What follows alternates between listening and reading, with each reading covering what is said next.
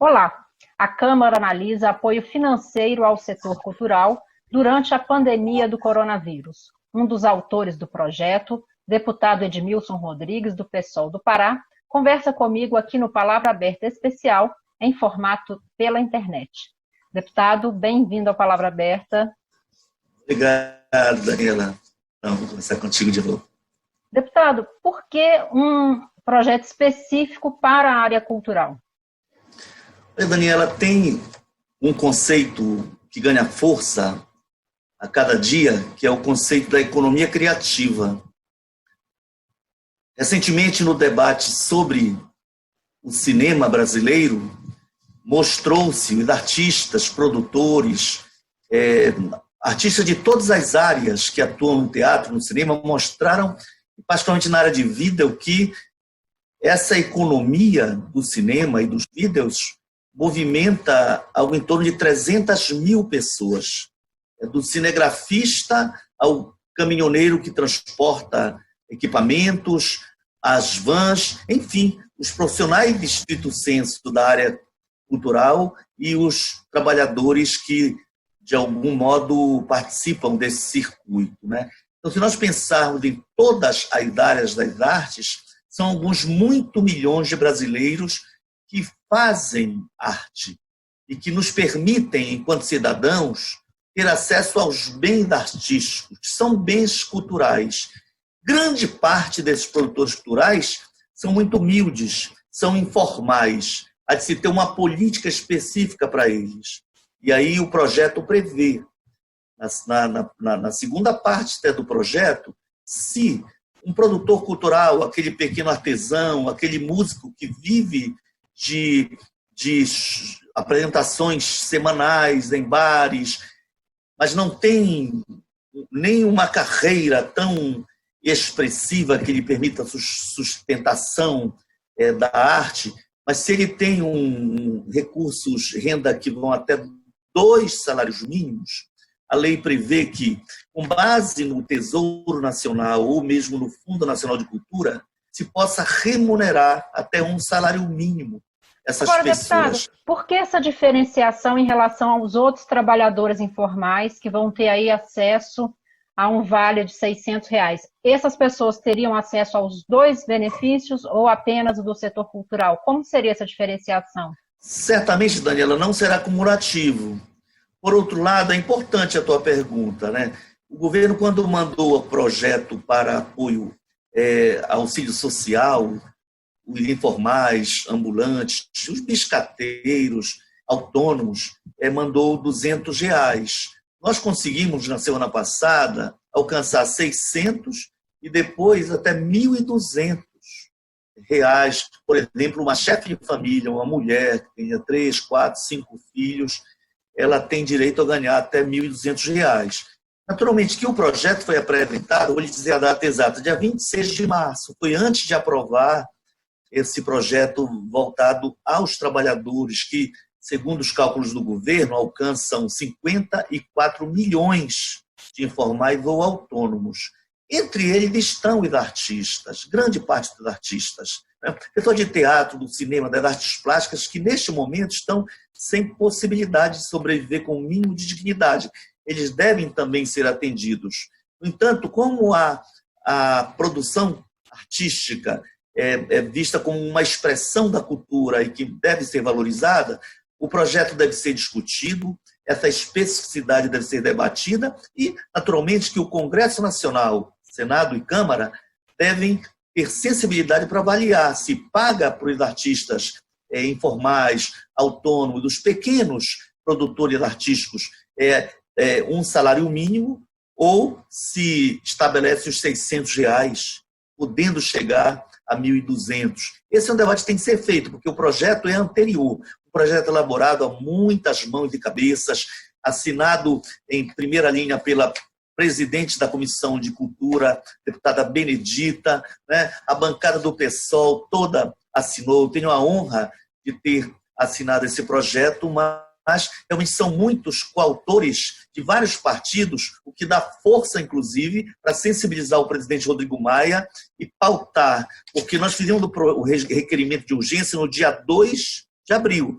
recente. Hoje nós estamos no dia 6, não é isso?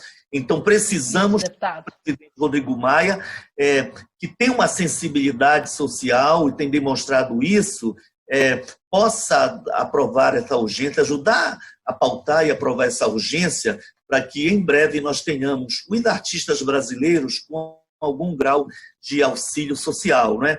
E, naturalmente, qual o panorama que esse, só para a gente contextualizar para quem está nos acompanhando, qual é o panorama que esses artistas, principalmente esses informais, como o senhor falou, que não têm uma carreira ainda tão consolidada, ou esses outros trabalhadores dessa cadeia aí da economia criativa, qual é o panorama que eles vivem hoje, nesse momento da pandemia? Está muito difícil.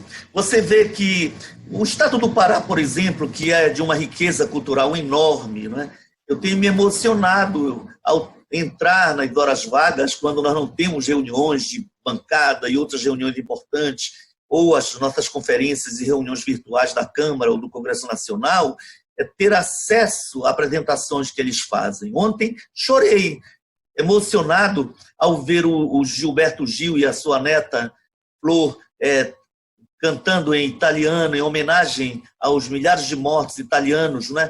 Mas quando se fala em Gilberto Gil, Milton Nascimento, Chico, você fala de artistas tão renomados que têm uma renda e uma estabilidade financeira, né? No entanto, a maioria dos artistas, alguns muito talentosos, não é o caso aqui do Brasil todo, mas pensar no Norte e no Nordeste, os mestres de carimbó estão realmente à míngua. Nós precisamos ter o mínimo de auxílio, porque não podem fazer os shows, não podem fazer suas apresentações e não podem, portanto, ter a remuneração, o que causa problemas, porque eles, em geral, não têm aposentadoria, né? Mas tem um outro aspecto da lei, Daniela, se me permite, claro, que é aquele grupo de artistas que tem financiamento, por exemplo, da Lei Rouanet, que tem contratos. O nosso projeto, no artigo 1º, ele prevê a prorrogação por 1 ano para aplicação dos recursos e prestação de contas. Só para a gente dar um exemplo, uma pessoa que teria uma peça financiada agora pela Lei Rouanet e não tem condições que a Petrobras aportou para o Antônio Fagundes, vamos dizer assim, através da Lei Rouanet, 1 milhão para uma peça que vai circular pelo Brasil. Está ainda em processo de ensaio. Mas o recurso pode ser, já foi, digamos assim, depositado, já está sendo usado. Então, se os prazos estiverem cumpridos, tanto da aplicação dos recursos quanto a prestação de serviços, eu vou obrigar os artistas a se reunirem e continuar ensaiando quando eles estão proibidos pela necessidade do isolamento social. Então, nesse caso, nós pedimos o quê?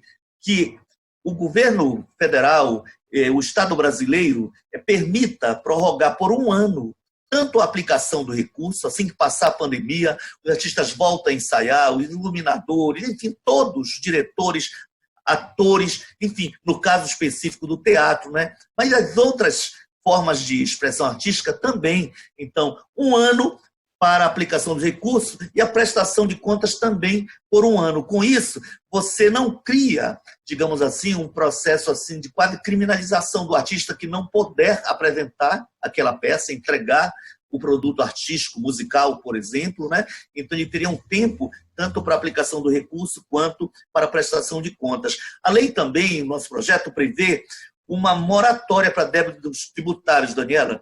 Significa dizer que é possível que os impostos relativos aos investimentos na área da educação, o trabalhador da área cultural, o artista também paga impostos, né? Ele possa ter tanto 6 meses de moratória, mas depois ele paga. E aí a gente propõe que em 12 meses, com parcelas iguais, ele possa pagar. E um outro elemento é em relação àqueles projetos que já podem ser encaminhados porque tem relação mais direta com as tecnologias da informação, como a internet. Então, se é um produto que já pode ser realizado sem comprometer o isolamento social, mesmo no período da pandemia, porque ele é feito em casa por alguns produtores que dominam as técnicas, ele pode, por exemplo, receber o recurso.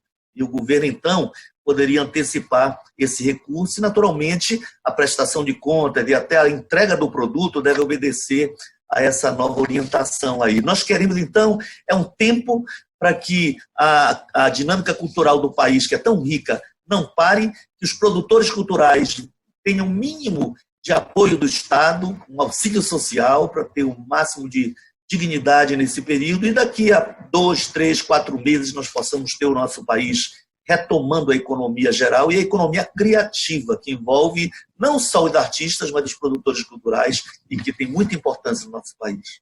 Obrigada, deputado. Daniela, obrigada pela participação. Espero que o senhor retorne para nos falar da aprovação do projeto, em que termos foi feito o acordo aqui na Câmara. Essa entrevista é uma contribuição, Daniela. Obrigado a toda a equipe aí. Obrigada. TV Câmara.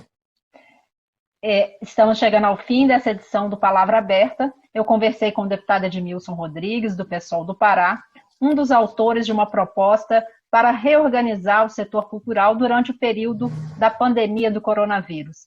Obrigada pela audiência e até a próxima entrevista.